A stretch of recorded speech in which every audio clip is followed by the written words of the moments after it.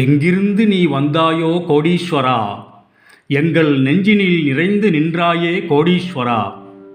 நிதம் எங்கள் நினைவுகள் உந்தன் அருளலையில் சங்கமம் கோடீஸ்வரா. இது எங்கள் ஆன்ம கீதம் அன்பே கோடீஸ்வரா.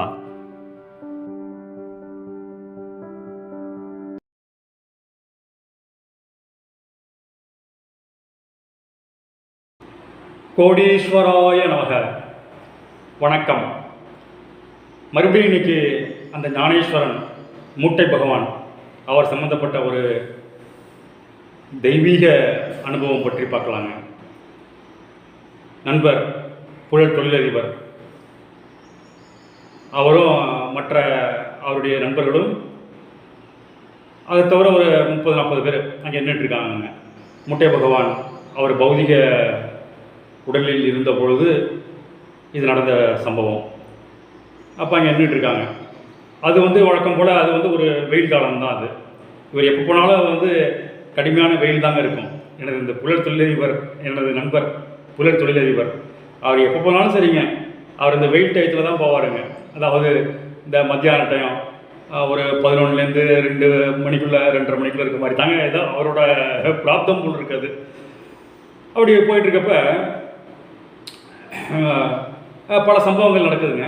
அதில் ஒரு குறிப்பிட்ட சம்பவம் என்னென்னு கேட்டிங்கன்னா, ஒரு 62 வயது மதிக்கத்தக்க ஒரு அம்மாவும் அந்த அம்மாவோட மகளும் வர்றாங்கங்க. பின்னால் அவர் புரிஞ்சுக்கிட்டாரு, அவங்க ஹைதராபாத்தை சேர்ந்தவங்க, அவங்க தமிழ் பேசுவாங்க, ஆனால் அவங்க மதர் டங் தெலுங்குன்னு புரிஞ்சுக்கிட்டாருங்க. அவங்க சென்னையில் ரொம்ப வருஷமாக இருந்ததுனால அவங்களுக்கு தமிழும் நல்லா தெரியும். பட் அவங்க மதர் டங் தெலுங்கு. அந்த பொண்ணு அந்த அம்மாவோட மகள் ஒரு ஒரு ஒரு பெரிய தொழில் நிறுவனத்தில் என்ன சொல்லுவாங்க, ஹெச்ஆர்டி, அதாவது மனித வள மேம்பாட்டுத்துறை அதிகாரியாக இருந்தாங்கன்னு தெரிஞ்சுக்கிட்டாருங்க. அதாவது ஹியூமன் ரிசோர்ஸஸ் டெவலப்மெண்ட், அதில் ஒரு முக்கியமான அதிகாரியாக இருந்தாருன்னு தெரிஞ்சுக்கிட்டாருங்க. பின்னால் அப்போ கூட்டமாக நெருக்கி அடிச்சுட்டு அந்த அம்மாவும் மகளும் போகிறாங்க. அந்த அம்மா மகள் அதை கொஞ்சம் கைத்தாங்களாக அழைச்சிட்டு அவங்க அம்மாவை அழைச்சிட்டு போகிறாங்க. அழைச்சிட்டு போகிறப்ப மூட்டையை போவாங்க, திட்டுவார கண்ணா திட்டு எல்லாரையும் அழைச்சிட்டாருங்க. இந்த அம்மாவும் பொண்ணும் பயந்து தள்ளி வந்துருச்சுங்க. அந்த கூட்டமே கொஞ்சம் அவர் திட்டினதுனால கொஞ்சம் சிதறி கொஞ்சம் அங்கேயும் போயிட்டாங்க. அப்போ என்னுடைய நண்பர் சொல்கிறாரு, அவங்கள்ட்ட சொல்கிறாரு, அதாவது அவ்வளோ அறிமுகம் இல்லாதனால ரொம்ப டீட்டெயிலாக பேச முடியலங்க. அவர் ஜென்ரலாக சொல்கிறாரு, உங்களுக்கு என்ன ப்ராப்ளம் இருந்தாலும் பரவாயில்லமா, நீங்கள் அதை மனசில் நினச்சிக்கிட்டு அப்படியே மூட்டையை போய் நினச்சிக்கிட்டு நீங்கள் பாட்டுக்கு அந்த உரத்தில் நிழலில் போய் உட்காருங்க. கொஞ்ச நேரம் கழிச்சு அந்த மூட்டை பகவானோட அந்த கோபம் அடங்கின பிறகு நீங்கள் போய் பார்க்கலாம் அப்படின்னு சொல்கிறாங்க. சரின்ட்டு அம்மாவும் மகளும் அந்த வேப்ப மரத்துக்கு கீழே உட்காந்துட்டு இருக்காங்க. இவரும் என்னுடைய நண்பரும் அந்த மற்ற சில அங்கே கூட்டியிருந்த மக்களும் அங்கங்கே ஒதுங்கி இருக்காங்க.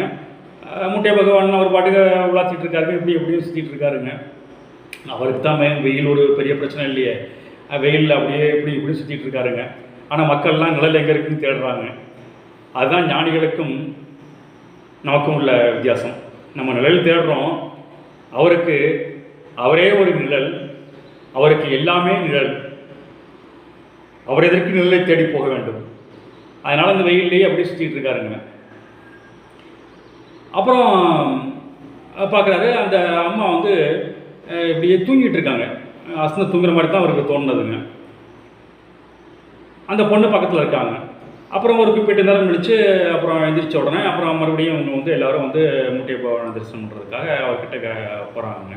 போகிறப்ப மூட்டை பகவான் அந்த அந்த அம்மாட்டையும் பொண்ணுட்டையும் சொல்கிறாராம், அதான் பின்னாடி தூசி தட்டியாச்சுல, போங்கடி மாறியுமா அப்படிங்கிறாரு. 2 பேரும் சேர்த்து புளூரல் இல்லை, எப்படி அதான் பின்னாடி தூசி தட்டிட்டேன்ல, போங்கடி மாறியுமா அப்படிங்கிறாரு. அப்புறம் கடுமையான வசனத்தை திட்டுறாரு. அப்புறம் இப்படிமா நடந்தது. அப்புறம் அவங்க அந்த அம்மாவும் பொண்ணும் போயிட்டாங்க. அப்புறம் திருப்பி இவர் வர்றப்ப எப்பயுமே அந்த தெய்வாதீனமாக அந்த மூட்டை பகவானோட அருள்னால அவரோட அனுபவம் வெளி உலகத்துக்கு தெரியணுங்கிறதுனால எனது நண்பருக்கு ஏற்படுத்தப்பட்ட அனுபவம் என்னென்னு கேட்டிங்கன்னா, இந்த மாதிரி அனுபவம் ஏற்பட்ட பிறகு திருப்பி அவர் போகிறப்பையும் அதே சம்மந்தப்பட்டவங்க வருவாங்க. அதுவும் மூட்டை பகவானோட அருளால் தான். ஏன்னா அவருக்கு அந்த விஷயம் தெரிந்து அதனால வந்து அவர் சொல்லி வெளி உலகத்துக்கு தெரிய வேண்டும் அல்லவா, அது இந்த மாதிரி நடக்குங்க.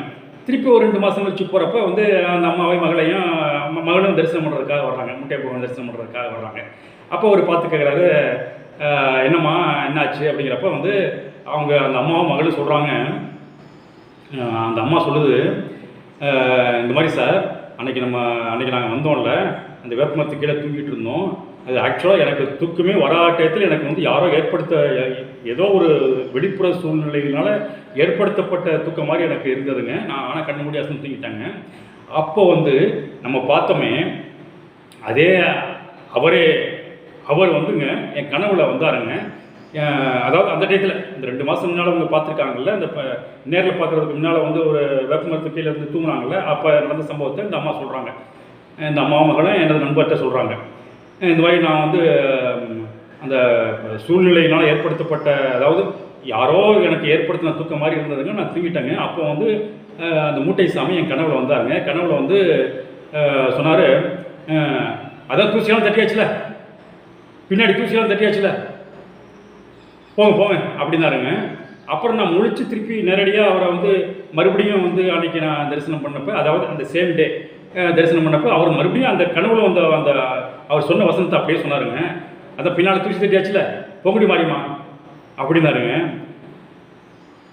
எனக்கு என்னென்னா பேக் பெயினுங்க. அதாவது வருஷக்கணக்காக வந்து என்னோட கல்யாணம் ஆகிறதுக்கு முன்னாடியிலேருந்து எனக்கு வந்து பேக் பெயினுங்க. அதாவது இப்போ முதுகில் வந்து பின்னாடி இடுப்புலேருந்து அந்த முதுகு கழுத்தின் கீழ்பாகம் வரையும், கழுத்தின் கீழ்பாகத்துலேருந்து அந்த கீழே உள்ள இடுப்பு வரையும் எனக்கு வந்து அடிக்கடி வலிச்சுக்கிட்டே இருக்குங்க. அது கடுமையான வலியாக இருக்கும், தாங்க முடியாது. ஏன் இந்த வலின்னு தெரியாது. எக்ஸ்ரே எடுத்து பார்த்தோம், என்னவோ பண்ணி பார்த்தோம், அது ஒன்றுமே இது இல்லைங்க, ஒன்றுமே போகிற மாதிரி தெரியலைங்க. அந்த பேக் பெயின் இருந்ததுங்க. அதைத்தாங்க வந்து மூட்டை சொல்லியிருக்காரு, பின்னால் தூசி தட்டிட்டல, எப்படி பின்னால் தூசி தட்டிட்டல, பொங்குடி மாறியம்மா அப்படின்னு இருக்காரு. எனக்கு வந்து அதுக்கு பிறகு வந்து இதுவரையிலையும் வந்து இப்போ 2 மாதம் ஆச்சுங்க. எனக்கு வந்து இப்போ கிட்டத்தட்ட வாரம் எனக்கு வந்து அந்த பேக் பெயின் வருங்க. இப்போ கிட்டத்தட்ட 2 மாதம் ஆகுதுங்க. 2 மாதத்தில் எனக்கு அந்த பேக் பெயினே வந்தது இல்லைங்க. எனக்கு மனதும் உடலும் ரொம்ப சந்தோஷமாக இருக்குங்க. திருப்பியும் எனக்கு வந்து நிச்சயமாக வராதுங்க. ஏன்னா எனக்கு வர்றதுக்கான அறிகுறியே இல்லைங்க. ஏன்னா வாரம் கடுமையான வலி வந்துகிட்டு இருந்தது. இப்போ 2 மாதம் முடிஞ்சிருச்சுங்க. கிட்டத்தட்ட 2.5 மாதம் முடிஞ்சிருச்சுங்க. அந்த பெயினை பற்றிய நினைப்பே எனக்கு போயிடுச்சுங்க. எந்த பிரச்சனையும் இல்லைங்க. அந்த பேக் பெயின் சம்மந்தமாக எந்த பிரச்சனையும் இல்லைங்க. அதுதான் மூட்டை பகவானுக்கு வந்து நான் நன்றி தெரிவிக்கலான்ட்டு வந்துட்டு இப்போ வர்றோங்க அப்படின்னு சொல்லிட்டு, அப்புறம் மூட்டை பகவானை பார்த்து கையெடுத்து கும்பிட்டாங்க. அவருக்கு தெரியாதுதான் என்ன. இதை என்னுடைய நண்பர் என்கிட்ட சொல்லி நாங்கள் 2 பேரும் ரொம்ப ஆனந்தப்பட்டோங்க. நாங்கள் அடைந்த எனது நண்பர் இந்த விஷயத்தை சொல்லிய பிறகு நான் அடைந்த மகிழ்ச்சிக்கு அளவே இல்லை. அதனால் மூட்டை பகவானோட திருவிளையாடல்களையும் அவருடைய லீலைகளையும் நம்ம சொல்லிகிட்டே போகலாங்க. அதிசயங்களும் அற்புதங்களும் தெய்வீக அனுபவங்களும் தொடரும். மீண்டும் சந்திப்போம். ஆத்ம நன்றி.